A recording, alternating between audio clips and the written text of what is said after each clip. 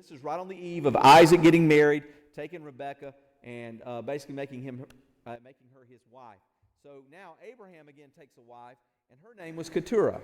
And we're going to go through the names tonight, so get ready. And she bore him Zimran, Jokshan, Midian, Ishbak, and Shua. Jokshan begat Sheba and Dedan, and the sons of Dedan were Asherim, Letushim, and Luim. I know I butchered those, but there we go. I know it, exactly. I should get you to read these Jewish names here.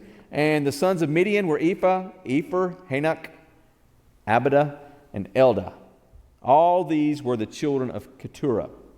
And Abraham gave all that he had to Isaac. Take note of that. All that he had to Isaac. But Abraham gave gifts to the sons of the concubines which Abraham had. And while he was still living, he sent them eastward, away from his son Isaac, to the country of the east. Okay, so here we are. The author here obviously mentions, Moses mentions that Abraham is taking another wife, Keturah here. But remember, Isaac is the son of promise. He's the one that he's waited for. Remember, he went through the whole deal with Ishmael and everything. And then, of course, he has several other children and everything. But Isaac is the son of promise. So Abraham's other sons, by other women, were just given a few gifts and sent eastward. I read this years ago, and I had lost where I read it, and I couldn't find it, so I went back this week and kind of dug back into it again. And I thought this was kind of interesting. Maybe you've never heard this before, maybe you have heard it, and it's pretty common. It was just new to me when I read it the first time. But there is something in Scripture about going eastward. Anybody ever heard this? Okay. When you go to the east, biblically, going east biblically is kind of taken as a negative connotation. All right? So when you go to the east, it kind of seems to symbolize a departure from God. So when you go to the east, you're kind of going away from the things of God. Going to the west, if you remember when God called people, again and again He called them. Seemed like even Abraham, he went to the west again. But when they go back to the east, it's a symbol of of the west is like drawing closer to God. East is like going away from it. Now, this is not a standard rule throughout all the Scripture. You just see it a lot in Scripture. I'll just give you some examples. For example,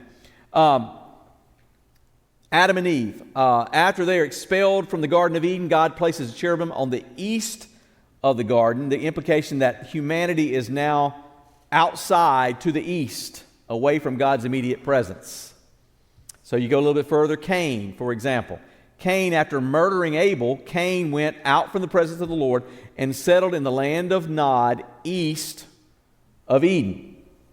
Again, east is associated with exile and being out of the presence of God. The Tower of Babel. The people migrate from the east, right, and settle in Shinar to build the Tower of Babel. And they're not necessarily heading to the east here, but it's saying that those from the east, right? And Lot, over in Genesis 13:11, he chooses to go which direction? East. He goes to the east, away from God, towards Sodom, ultimately leading to all his downfall and everything else. So Abraham stays to the westward, to the side of God. The tabernacle and the temple. In the design of the tabernacle and the temple, entrances face east, meaning worshipers come from the east and move westward, symbolizing approaching God. Now, anybody ever heard any of that stuff before? It fascinated me way back when. I remember some of those things, but I couldn't remember it too exactly, and so I just kind of had to look it up again. May not be any truth to it at all, but it surely seems interesting that in the Bible it kind of hints toward that at least, and not as a standard rule, but just as a general rule. So, anyway, Abraham was now ensuring that his other sons, by sending him off to the east, wouldn't supplant Isaac as the rightful heir. He is the one, I got to get rid of all these that may be a problem later on. And so Isaac not only inherited great wealth, he also inherited the great promise and the blessings that obviously was bestowed upon him. So pick back up again in verse 7 with me, read down a couple of verses through 10. So this is the sum of the years of Abraham's life which he lived. So we're closing down on the life of Abraham. 175 years. Then Abraham breathed his last and died in a good old age, an old man and full of years, and was gathered to his people. And his son Isaac and Ishmael buried him in the cave of Machpelah, which is before Mamre, in the field of Ephron, the son of Zohar the Hittite, the field which Abraham purchased from the sons of Heth. There Abraham was buried, and Sarah his wife. And it came to pass after the death of Abraham that God blessed his son Isaac, and Isaac dwelt in the land of Beer Lahai Roi. So when Abraham took his last breath and when he died, here in verse 8 we find out that he was 175 years old, and it brought together his two sons that had been estranged from one another.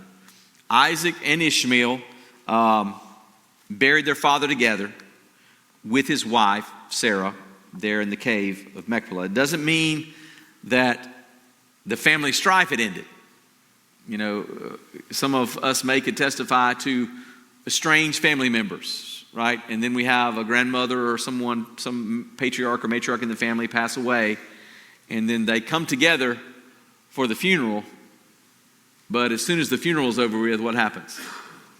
They part their ways and they never have anything to do. And it's a sad situation, but it is a reality for a lot of people. And so out of respect for their father, Abraham, Isaac and Ishmael do come together. But this family strife that they had, it's not over with, but it's temporarily put on hold during this kind of solemn time, I guess you would call it. So it's a way of saying that Ishmael was at the funeral, but he wasn't in the wheel. Kind of makes sense? So that's the story as we go so far. Now, Ishmael here is a picture of the natural or the unsaved person who is outside the faith and hostile to the things of God. 1 Corinthians 2 says it this way, "But the natural man receiveth not the things of the Spirit of God, for they are foolishness unto him." But now Isaac pictures those who have trusted Jesus Christ and experienced the miraculous new birth of the power of God. That's why our story continues through the life of Isaac and not through the life of Ishmael, because he was the promised son. He was the one that represents that Christian. But now, as we see, we're about to find out the genealogy of even Ishmael, what happens down his family line. So Ishmael, we know, was born a slave, but Isaac was born free. Ishmael was born poor, Isaac was born rich. Not materialistically, even though it was there, but spiritually. Every believer shares in all the blessings of the Spirit of Christ in their glorious inheritance. You know that? Think about what I think when we become a Christian sometimes we just think we've joined a club. Can I tell you there's so much more to our faith than joining a club. There is the blessings beyond measure that Christ offers us. And we have to understand that what we are inheriting is what Christ inherited. You know, we get to take part in that. The most important part of Isaac's legacy wasn't that tremendous material wealth that his father had left for him. It was the spiritual wealth that he got. It was the spiritual wealth from his father and his mother, and knowing and trusting who the one true and living God is, and being a part of those blessings from God as they were bestowed upon Abraham. Now, we often think how tragic it is when a family patriarch or a matriarch has worked hard, and we've probably told these stories, maybe even here in this church, where we see a family matriarch or patriarch who worked hard their entire life to accumulate, you know, some type of wealth, maybe not rich, but wealth and things for their family. And within a generation or two, it's all wasted away. You ever heard of this story? You know, usually, I've heard it said that usually it's that one generation that gets it, and then the next generation benefits from it, and the third and the fourth generation just blow it all.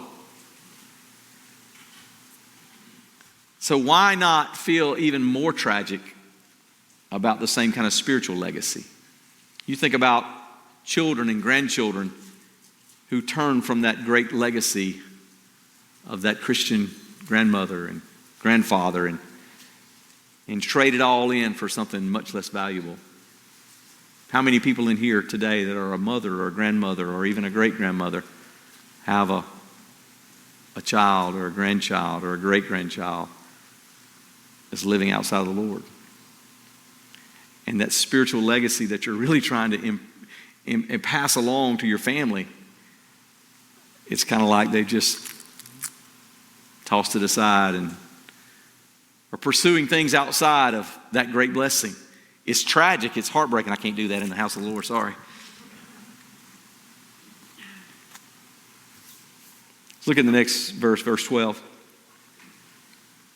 Now, this is the genealogy of Ishmael, Abraham's son, whom Hagar, the Egyptian, Sarah's maidservant, bore to Abraham. And these were the names of the sons of Ishmael by their names according to their generations. The firstborn, here we go again, Ishmael. Nebajoth, then Kedar and Abdil, Mibsam, Mishma, Duma, Massa, Hadar, Tema, Judah, Naphish, and Kedemah. Did I do any better on that one? A little better? Okay, good. These were the sons of Ishmael, and these were their names by their towns and their settlements. 12 princes according to their nations. Now, how many tribes of Israel were there? 12. How many princes do we have? 12. These were the years of the life of Ishmael, 137 years, and he breathed his last and died and was gathered to his people. They dwelt from Havilah as far as Shur, which is east of Egypt as you go toward Assyria. He died in the presence of all his brethren. So again, we find another genealogy here, which kind of shows you again another change in the plot a little bit. We saw where it went from where Isaac dwelt to now the genealogy of Ishmael. And what it is really more than anything is a confirmation in the blessing that God has put upon Isaac. That's what it's talking about. Yeah, we're going to mention Ishmael here, but it's really about, in contrast to Ishmael, here's what Isaac is, and that's where he's fixing to go into this. And so even though Ishmael does have a lineage of his own, we know about the lineage of Ishmael, and he has a long life of himself, the story kind of leaves him behind here. It's kind of like, okay, we're moving on past Ishmael here, and now we're going to begin down the storyline that leads us to Christ. And so that's really what all this is about. So that's where verse 19 picks up. So he gives you the contrast of Ishmael, and he has his family, and he has his princes and all them that come from him. But here, this is the genealogy of Isaac, Abraham's son. Abraham begot Isaac. Isaac was 40 years old when he took Rebekah his wife, the daughter of Bethuel the Syrian of Padan Aram, and the sister of Laban the Syrian. Now Isaac pleaded with the Lord for his wife because she was barren. So here we've got similar situation with Abraham and Sarah, but Isaac now is pleading for his wife Rebekah because she was barren, and the Lord granted his plea. And Rebekah, his wife, conceived. But the children struggled together within her. This is the big part right here. And she said, "If all is well, why am I like this?" So she went to inquire of the Lord. And the Lord said to her, "Two nations are in your womb. Two peoples shall be separated from your body. One people shall be stronger than the other, and the older shall serve the younger." So not only is he telling her what's going on with her pregnancy and what's going on within her body, but he's saying this is a prophecy. This is going to tell you what's going to happen to the generations down the line. And of course, we see that Isaac and Rebekah has a problem that's very similar to the parents, with Rebekah unable to have children. But we don't have the long story that goes with it like we did with Sarah. But we do know that it is noticed here and that God does answer the prayer. And so she, not only does he answer the prayer, he gives her a duplicate, right? He gives twins. Anybody been surprised with twins before? Oh, yes. There you go. So God's blessings, as I say oftentimes, is not just filling your cup. It always overflows, right? So you got the double blessing there. So even before their birth, even before these two were born, Jacob and Esau were battling one another. Foreshadowing, right? The coming conflict that's going to take place even to the day that we're in today. But it's really their nations, these two nations, Israel and Edom. These are the future nations that come from these two. So God also let Rebekah in on another surprising detail here. Contrary to the custom of the day, normally the older son would get the birthright and the blessing, right? But here he tells her that the older will serve the younger. Well, this is obviously contrary to what their customs were and everything else. So this is obviously going to be different. So just as God had chosen Isaac, the secondborn, and not Ishmael, the firstborn, so he also chose Jacob, the secondborn, not Esau, the firstborn. And it's what he's really doing is going against human tradition and going against human logic. You know, they have a way that the world operates, and even outside of the Christian faith, many of these customs are common in the world. But God, as he always seems to do, seems to go against the grain, right? He does things a little differently. And so here in verse 24 and 25 and 26, he says this, when her days were fulfilled for her to give birth, indeed there were twins in her womb. When the first came out red, he was like a hairy garment all over. So they called his name Esau. Afterward, his brother came out, and his hand took hold of Esau's heel. So his name was called Jacob. Isaac was 60 years old when she bore them. So the older is kind of covered with red hair, kind of had a reddish complexion, almost like a fur coat. Esau, the word Edom is a Hebrew word for red, so that's where you get that Edomites. But the younger grasping the older's heel with his hand, the word Jacob, he grasps the heel, or he strives, or you may have heard this, he deceives. And Jacob is known as a trickster throughout life a little bit later on, one of the reasons God changed his name. But both of them are prophetic over their lives, what their lives are like. And so in verse 27, we see a couple of things here that shows you the personality differences. And Isaac said, jump to the wrong chapter. So the boys grew, and Esau was a skillful hunter, a man of the field. But Jacob was a mild man, dwelling in tents. And Isaac loved Esau because he ate of his game. But Rebekah loved Jacob. All right, husbands and wives, I want you to look around at each other. Do you play favorites? Said, no, I dislike one as much as I do the other. But we do have those children of ours, and sometimes grandchildren, that maybe remind us of ourselves a little bit or remind us of what we value. And we see that is no different. Esau's more the outgoing, outdoorsy type. Jacob's more the homebody, maybe the indoorsy type here. And of course, they're favored as such. It's not unusual among siblings. How many of you had kids that are exactly the same? Right, they're all different, right? Some of them are completely polar opposites. I think that's the rule sometimes. But the problem with that is, even though these children are different, it's the parents who chose the favorites, right? They're the ones that kind of, Isaac, he loved Esau because he was a man's man. He liked to hunt and fish and, do that kind of stuff. Be outside. Rebekah loved Jacob because he helped her fold clothes. No, I'm just kidding. He loved spending time at home, right? He didn't like to get out and do all that other stuff. So really, in reality, even though these two are different, the parents were as much to blame as anyone in this feud between the boys because of how they treated them. So what continues to happen here? Now Jacob cooked a stew, and Esau came in from the field, and he was weary. And Esau said to Jacob, please feed me with the same red stew, for I am weary. Therefore his name was called Edom. But Jacob said, sell me your birthright as of this day. And Esau said, look, I'm about to die, so what is this birthright to me? And then Jacob said, swear to me as of this day. So he swore to him and sold his birthright to Jacob. And Jacob gave Esau bread and stew of lentils. Then he ate and drank, arose, and went his way.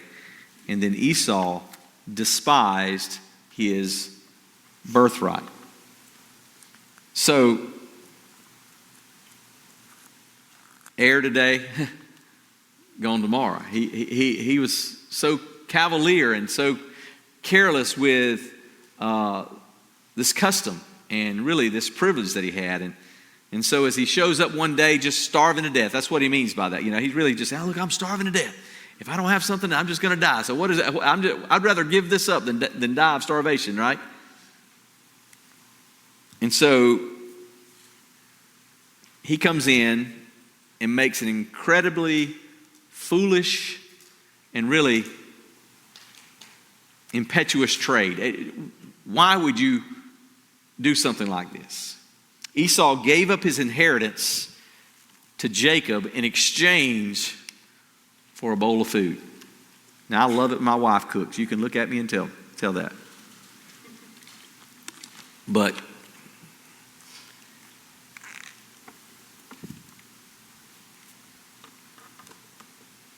there's a couple of things I might trade for it, but I don't know that I would trade my birthright for it.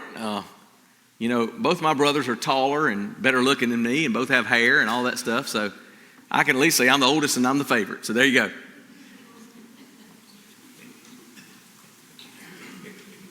I know that is funny if you've met my brothers. So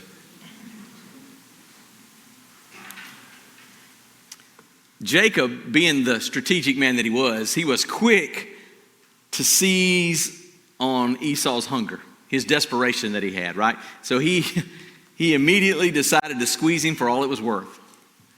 Do you have siblings that do this? Take advantage of the other, make trades, you know, do these kind of things. That's what they're doing, what brothers do. So he says, sell me your birthright. He even made sure to put Esau on the hook by having him swear an oath. Swear to me today. You know, if we were children, we would say, promise, you know, make a promise, pinky swear, whatever you want to call it. And so Jacob's grasping and really, some call it deceiving. I don't necessarily say it was deceiving. He was pretty open about it. Are on full display here. You can see early on why Jacob later on is known as the trickster, because of how he does things. But Esau, on the other hand, he also proved to reflect his own character. He was very impulsive. He was very short-sighted. He was all about the here and now, not about the tomorrow. And when faced with the prospect of losing his double inheritance, he reasoned that he was about to die. So what good is a birthright? How meaningless is that to him? So in other words, what Esau did was settle for temporary satisfaction over hanging on to something much more spiritually valuable. I think we sometimes can struggle with that in our lives. It's easier to pursue the comforts of this world before we pursue the spiritual things of this world. You think about in your own life decisions that you've made. Think about areas in your life where you've made sacrifices and it wasn't for the godly reasons. And that's what the author here really meant when he says Esau despised his birthright. It did not have the value in his eyes that it should have had. And it was really insignificant to just a single bowl of whatever. It meant nothing to him. You know, Hebrews 12:16 warns us to avoid being an immoral or irrelevant person like Esau. That's what Scripture says. An immoral or irreverent person like Esau. He didn't see the value in this promise of being the son of Isaac, who was the son of Abraham.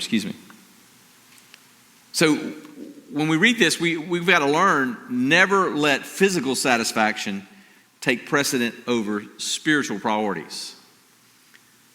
We're all a little bit older in here now. I won't call ages, but I can say this. I had a friend of mine, pastor friend of mine. He used to say this. He would talk to youth sometimes, and he would say this to our youth. And Tanner and I were talking about this today. He said, we're raised with Christian principles and Christian, ideals that we're supposed to live by. And we're supposed to make up our mind about some of these things long before we actually are in the heat of the battle, right? Long before you're starving like Esau is here. So he would say, the back seat of the car on Friday night is not a time to make your decision. Right? Yeah, you're supposed to have made that decision long before you're in that situation, right? Long before you're starving to death like Esau, you've already made your decision that you won't put yourself in that position, right? So in reality, that's what we see. We often fall to the things of the flesh because we haven't upheld the principles that we say we value. We've put ourselves in that position to fail or to allow, God always makes, what does he say? Always makes a way out of temptation. But a lot of times we ignore that. We blow right past it. And we put ourselves right in that temptation. And we wonder why we stumble and fall. And we wonder why we let him down so many times. And we wonder why we stump our toes or we do these things, right? I'll be truthful for you. Are we streaming tonight? We are? Okay, I won't say this then. All right.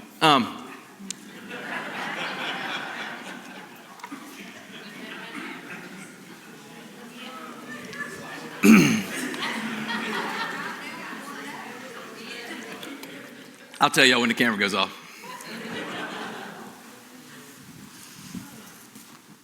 We are not to be the impulsive fool that Esau was. That's not who we are as Christians are supposed to be. We're supposed to be more principled. We're supposed to be more responsible. We're supposed to be more aware of situations in our life. Throwing away our future for momentary pleasure or satisfaction or any of this stuff should not be the evidence in the life of a Christian. I mean, that's just the reality of it. And we see this story, a long story, a story every one of us in here probably heard before, Esau and Jacob and all their conflict and everything. But folks, we struggle with some of the same things. We look at Esau and we say, hey, no wonder God didn't like him. You know what? God's got every reason not to like us too. Because we do a lot like Esau. And we throw away the things of value that God tells us are really valuable. And we throw away the things of spiritual application in our life because we're more worried about the physical comforts of this world. So just like Esau gave up his birthright for a quick meal, we often sacrifice long-term blessings for short-term desires. And God calls us to see the bigger picture. He calls us to see His plan for our lives instead of what we are flying by the seat of our pants to fulfill. Yeah. That's kind of how that story speaks to me. Maybe it speaks to you that way. I pray that it does, because I want to tell you there's a lot of application here. We may see this as a story that, I've heard this story a million times, but I want to tell you there's a lot of truth that we can put in our lives from this story right here.